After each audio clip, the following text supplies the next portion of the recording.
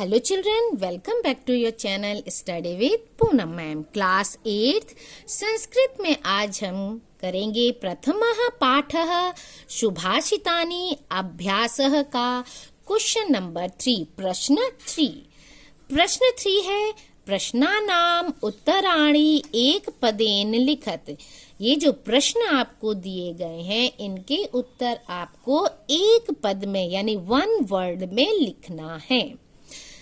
क व्यसनिनः किम नश्यति।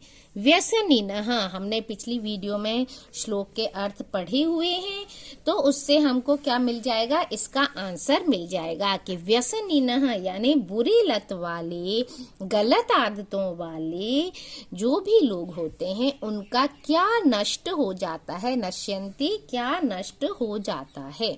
ये आपका आंसर किसमें मिलेगा, श्लोक नंबर 3 में, जिसमें लिखा हुआ है विद्या फलम व्यसनिनः कृपणस्य सौख्यम राज्यम प्रमत्त सचिवस्य नराधिपस्य। यानी ये जो पूरा श्लोक है इसका अर्थ मैंने पहले भी समझा चुका है कि लुब्धस्य, लोभी का क्या चीज नष्ट होता है, लोभी का यश।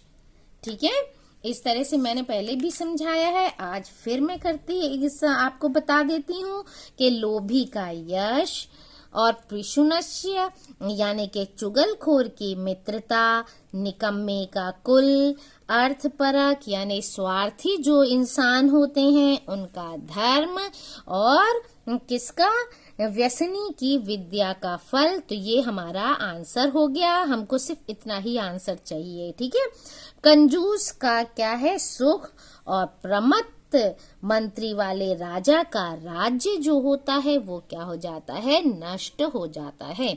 तो फर्स्ट का आंसर हमको बस इतना लिखना है, विद्या फलम, वन वर्ड हो गया।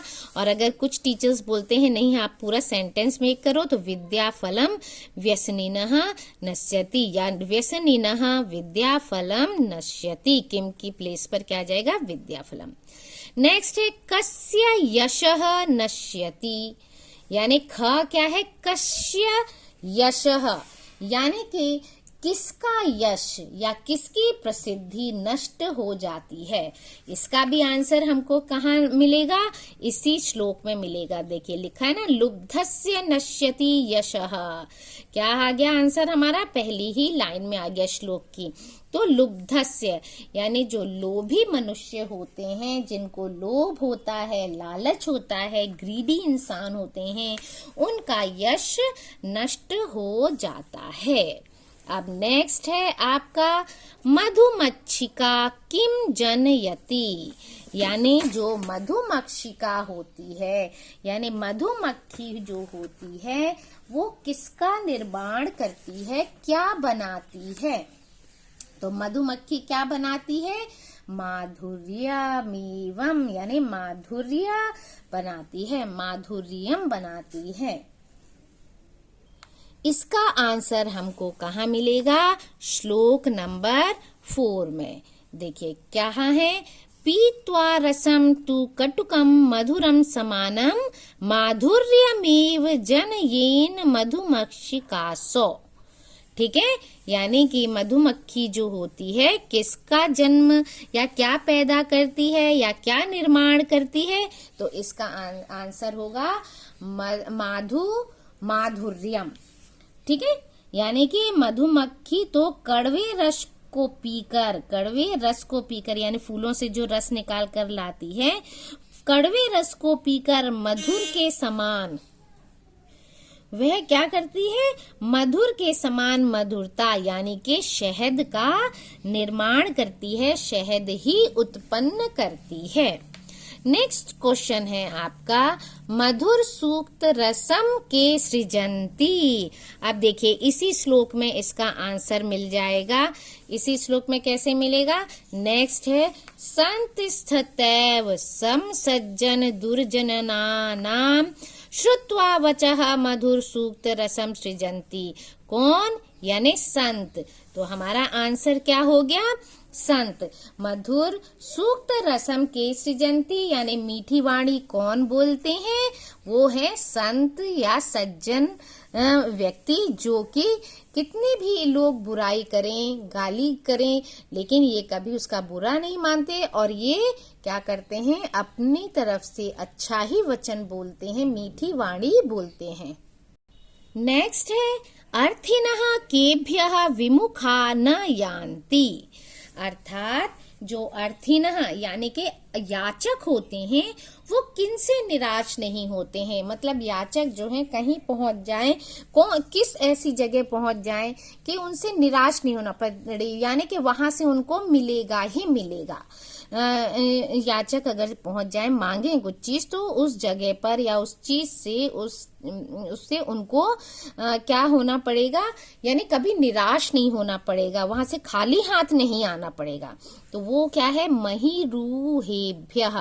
महिरूहेभ्यः यानी महिरू हा मीन्स होता है वृक्ष, यानी पेड़ों के पास अगर कोई भी याचक है वो चला जाता है तो उससे उसके पास से खाली हाथ नहीं लौटना पड़ता है। वृक्ष उसे कुछ ना कुछ प्रदान करते हैं। ये आंसर मिलेगा आपको श्लोक नंबर 6 में।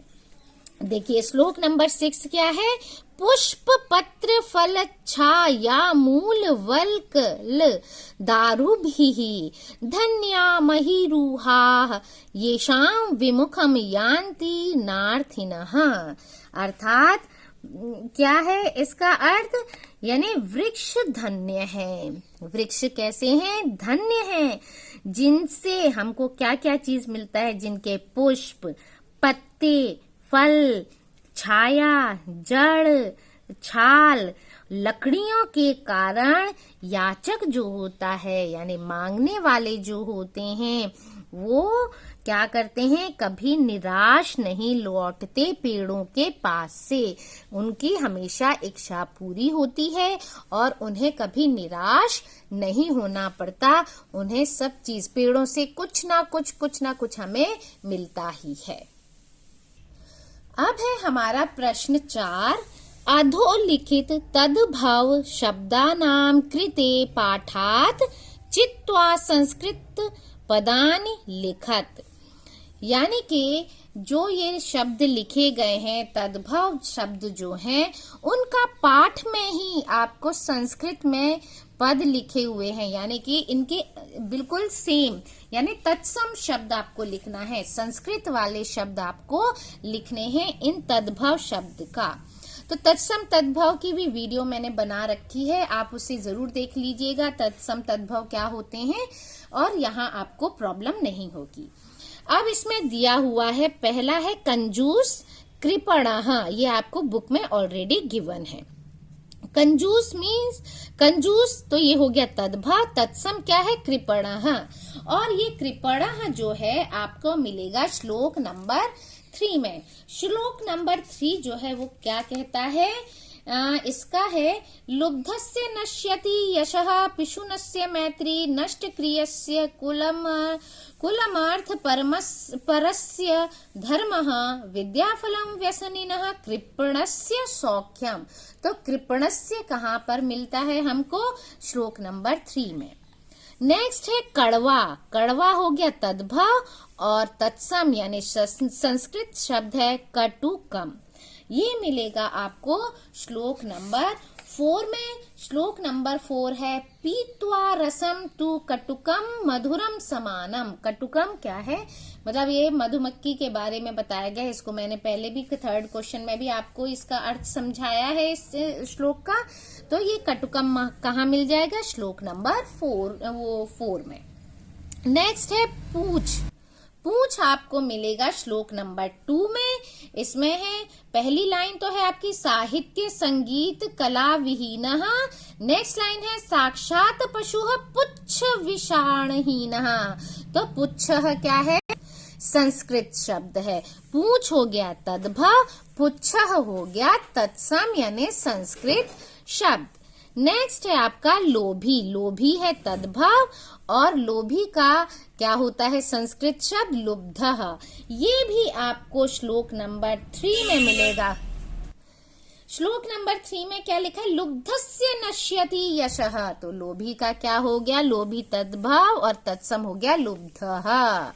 नेक्स्ट है मधुमक्खी, मधुमक्खी है तद्भव शब्द और इसका तत्सम होगा मधुमक्षिका, यानी ये आपको मिलेगा श्लोक नंबर 4 में। मधुमक्षिका आपका है, पहली लाइन तो है पीत्वा रसम तु कटुकम मधुरम समानम। नेक्स्ट लाइन है माधुर्यमेव जन येन मधुमक्षिका सौ, तो मधुमक्षिका जो है ये मधुमक्खी के लिए वर्ड है तत्सम में। फिर है तिनका, तिनका है आपका तद्भव और इसका तत्सम रूप है तृणम, वो मिलेगा आपको श्लोक नंबर 2 में। 2 लाइन छोड़कर तीसरी लाइन है तृणम न खादन्नपि जीवमानः, तृणम मीन्स तिनका, तिनका हो गया तद्भव, तृणम हो गया तत्सम। तो इस वीडियो में इतना ही, नेक्स्ट वीडियो और क्वेश्चंस, तब तक के लिए thank you, like share and subscribe my channel.